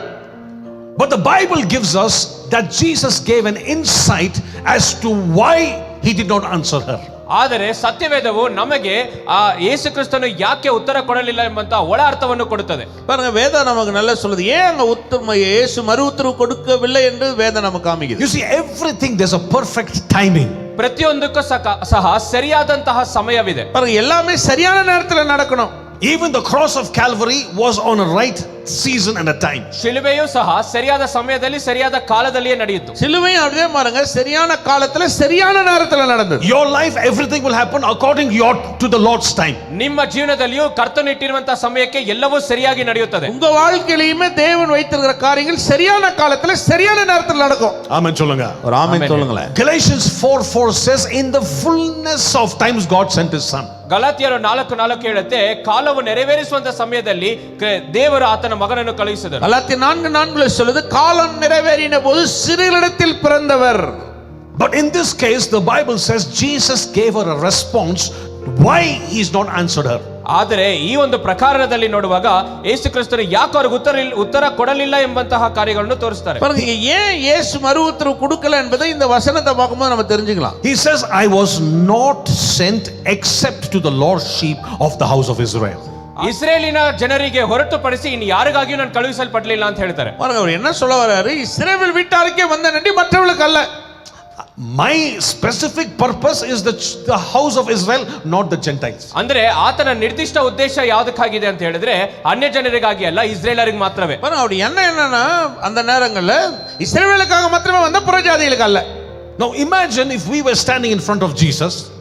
ಈ ರೀತಿ ಊಹಿಸಿಕೊಳ್ಳಿ, ನಾವು ಯೇಸು ಕ್ರಿಸ್ತನ ಮುಂದೆ நீங்க ನಿಂತಿದ್ದೀವಿ. கற்பனை பண்ணீங்களா, இப்ப கிறிஸ்து முன்னாடி நீ நிக்கிறீங்க, Whatever your problem is, ನಿಮ್ಮ ಸಮಸ್ಯೆ ಏನಾದ್ರೂ ಇರಬಹುದು. உங்க பிரச்சனை என்னன்னா இருக்கட்டும், and the Lord says, sorry, I have not come to you, I have come to the Jews, later we will handle your ಈ problem. ರೀತಿ ಊಹಿಸಿಕೊಳ್ಳಿ, ಯೇಸು ಹೇಳ್ತಿದ್ದಾರೆ, ದೇವರು ಹೇಳ್ತಿದ್ದಾರೆ, ಕ್ಷಮಿಸಿ, ನಾನು ನಿಮ್ಮ ಸಮಸ್ಯೆಯನ್ನು ನೋಡ್ಲಿಕ್ಕೆ ಬರ್ತಾ ಇಲ್ಲ, ಇಸ್ರೇಲಿಯರ ಸಮಸ್ಯೆಯನ್ನು ನೋಡಿ ನಂತರ ನಿಮ್ ನೋಡೋಣ ಅಂತ. இயேசு சொல்றாரு, உன் பிரச்சனைக்காக வரலப்பா, யூதருடைய பிரச்சனைக்காக வந்திருக்கிறேன் அப்படின்னு சொன்னா என்ன நினைப்பீங்க? How will your heart be? ನಿಮ್ಮ ಹೃದಯ ಹೇಗಿರುತ್ತೆ? உங்க இருதயம் என்னவா இருக்கும்? But I like this woman, she had a revelation. ಆದ್ರೆ ಈ ಸ್ತ್ರೀ ನನಗೆ ತುಂಬಾ ಇಷ್ಟ, ಯಾಕಂದ್ರೆ ಈಕೆಗೆ ಒಂದು ರೀತಿಯಾದ ಪ್ರಕಟಣೆ ಇತ್ತು. இந்த பெண்மணியை நான் ரொம்ப நேசிக்கிறேன், ஏன்னா அவளுக்குள்ள ஒரு வெளிப்பாடு இருக்கு.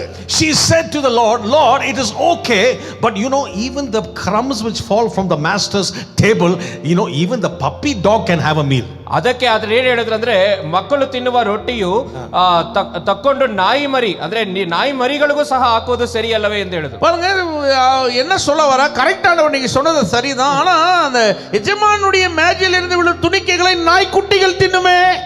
What was she saying? ಆಕೆ ಹೇಳೋದೇನಂದ್ರೆ, என்ன சொல்ல வரா, you are the boss, ನೀವೇ ಯಜಮಾನನು, நீங்க தான் எஜமானன், you are the creator of the universe, ನೀವೇ ಈ ವಿಶ್ವವನ್ನೇ ಉಂಟು ಮಾಡಿದ್ದೀರಿ, இந்த உலகத்துக்கே நீதான் முதலாளி. you know that when you speak the word the devils will tremble. I know. ನನಗೆ ಚೆನ್ನಾಗಿ ಗೊತ್ತು, ನೀವು ಮಾತಾಡಿದ್ರೆ ಎಲ್ಲಾ ರೀತಿಯಾದ ದೆವ್ವಗಳು ಅಲ್ಲಾಡುತ್ತೆ. எனக்கு தெரியும், நீங்க பேசுனீங்கன்னா பிசாசு எல்லாமே அலறி அடிச்சிட்டு போகும். So it doesn't matter whether you came to the Jews, but I have the right to eat of the crumbs which fall off your table. ನಾನು ಈ ಒಂದು ಯಹೂದ್ಯರ ಮಧ್ಯದಲ್ಲಿ ಬಂದಿದ್ದು ತಪ್ಪಾಗಿದೆ, ಆದ್ರೆ ಮಕ್ಕಳು ತಿನ್ನುವ ರೊಟ್ಟಿಯನ್ನು ತಕ್ಕೊಂಡು ನಾಯಿ ಮರಿಗೆ ಹಾಕೋದು ಸರಿಯಾದೆ ಅಂತ ಹೇಳ್ತಾರೆ. அவர் என்ன சொல்ல வராரு, நீங்க சொல்றது சரி, ஆனா அந்த மேஜையில் உள்ள துணிக்கைகளை அந்த ஸ்திரீ அந்த நாய்க்குட்டிகள் தின்னுமே, அதான் வெளிப்பாடு. What she was saying, ಆತಳು ಏನ್ ಹೇಳ್ತಿದ್ದಾಳೆ, I don't need the full bread. ನನಗೆ ಈ ಎಲ್ಲಾ ರೊಟ್ಟಿಯೂ ಬೇಕಾಗಿಲ್ಲ. அவன் என்ன சொல்ல வரா, எனக்கு முழுமையா ஒரு பிரெட்டை கொடுக்காதீங்க, I crumbs, little crumb is more than enough. ಅದರಲ್ಲಿಂದ ಕೆಳಗೆ ಬೀಳುವಂತಹ ಚಿಕ್ಕ ರೊಟ್ಟಿಗಳ துணிக்கைகள் விழும் பாருங்க, அது எனக்கு போதும்ன்றான். ஒரு ஆமென் சொல்லுங்க. ஆமென் தான் ಆಮೇಲೆ சொல்லுங்க. ಹೇಳಿ. You see, God's word. The centurion came to Jesus and says, Lord, speak a word, no sentence, no paragraph, one word and my servant will be healed. ಶತಾಧಿಪತಿಯು ಹೇಳ್ತಾರೆ ನೋಡಿ, ದೇವರೇ ಒಂದು ವಾಕ್ಯ ಬೇಡ, ಒಂದು ಭಾಗ ಬೇಡ, ಒಂದು ವಾಕ್ಯ, ಒಂದು ಪದ ಹೇಳಿ ಸಾಕು, ನನ್ನ ಸೇವಕನು ಬದುಕ್ತಾನೆ. நூற்றுக்கு அதிபதி சொன்னா பெரிய வசனத்தெல்லாம் சொல்லிடாதீங்க, பெரிய காரியத்தை பேச ஒரு வார்த்தை சொல்லுங்க, என் வேலைக்கார சுகமா. Amen. So if you can let that revelation sink in spite of Jesus saying no, the woman said, I will receive my miracle. ಈ ಒಂದು ಪ್ರಕಟಣೆಯನ್ನು ನಮ್ಮಲ್ಲಿ ಮುಳುಗಿಸಲು ನಾವು ಅನುಮತಿಸಿದ್ರೆ, ಆ ಒಂದು ಸ್ತ್ರೀಯನ್ನು ಹೇಳಿರೋ ರೀತಿಯಲ್ಲಿ ನಮ್ಮಲ್ಲೂ ಸಹ ಒಂದು ವಿಷಯವನ್ನು ನೋಡಬಹುದು. இந்த வெளிப்பாடு உள்ள வந்துச்சுன்னு வைங்களேன், அந்த பெண்மணி மாதிரி நம்மள பேச முடியும். Amen சொல்லுங்க. So what did she do? ಆತಳು ಏನ್ ಹೇಳಿದ್ಲು? அவ என்ன சொன்னா? She said, Lord, I will receive my miracle. I know timing is not right, but I know how to receive my miracle. ಆತ ಏನ್ ಹೇಳ್ತಿದ್ದಾಳೆ ಅಂತ ಹೇಳಿದ್ರೆ, ದೇವರೇ ನನ್ನ ಒಂದು ಅದ್ಭುತವನ್ನು ಪಡ್ಕೋತೀನಿ, ಆ ಪ್ರಕಟಣೆಯ ಮೂಲಕ ನನ್ನ ಸಮಯವು ತುಂಬಾ ಮುಖ್ಯ, ನನಗೆ ಗೊತ್ತು, ನನಗೆ ಸಿಗತ್ತೆ. அவ என்ன சொல்ல வரா, இந்த அற்புதம் நான் பெற்றுக்கொள்ள முடியும், இப்ப எனக்கு நேரம் அந்த டைம் இல்ல, அந்த நேரம் இல்ல, ஆனாலும் நான் உங்ககிட்ட பெற்றுக்கொள்ள முடியும். You know what Jesus said? ಯೇಸು ಏನ್ ಹೇಳಿದ್ರು ಗೊತ್ತಾ? இயேசு என்ன சொன்னார் தெரியுமா? No explanation. Jesus simply said, woman, great is your faith, let it be done as you desire. ಆತರ ಏನ್ ಹೇಳಿದ್ರು, ಅಮ್ಮ ನಿನ್ನ ನಂಬಿಕೆ ಬಹಳ, ನಿನ್ನ ಮನಸ್ಸಿನಂತೆಯೇ ಆಗಲಿ ಅಂತ ಹೇಳಿದ್ರು. இயேசு என்ன சொன்னாரு, ஸ்திரியே உன் விசுவாசம் பெரியது, உன் விசுவாசத்தின்படி உனக்கு ஆக கடவுது. Amen. Amen. What did she do? ಆಕೆ ಏನ್ ಮಾಡಿದಳು? என்ன செஞ்சா? She was before the cross. ಆಕೆ ಶಿಲುಬೆಗೆ ಹಿಂದೆ ಇದ್ದಳು, அவள சிலுவைக்கு பின்னாடி இருக்காங்க. She went to the cross. ಶಿಲುಬೆಗೆ ಹೋಗಿ இப்ப சிலுவைக்கு முன்னாடி போறா. Received the miracle of healing, restoration, deliverance and power. ಪುನಃಸ್ಥಾಪನೆ, ಬಿಡುಗಡೆ, ಶಕ್ತಿಯ ಎಲ್ಲಾ ಪ್ರಕಟಣೆ ಕಾರ್ಯಗಳನ್ನು ಹೊಂದಿಕೊಂಡು உயிர்த்தெழுதல், சுகம், ஆரோக்கியம் எல்லாத்தையும் பெற்றுக்கொள்றா. And came back to the present tense time and her daughter was delivered. திரும்ப நிகழ்காலத்துக்குள்ள வரா, மகள் வந்து சுகமாகறா. ಮತ್ತೆ ಪ್ರಸ್ತುತ ಕಾಲಕ್ಕೆ ಬಂದು ಆತಳು ಬಿಡುಗಡೆಯನ್ನು ನೋಡ್ತಾಳೆ. That is the power of the cross. ಇದೇ ಶಿಲುಬೆಯ ಶಕ್ತಿಯಾಗಿದೆ. இதுதான் சிலுவையின் வல்லமை.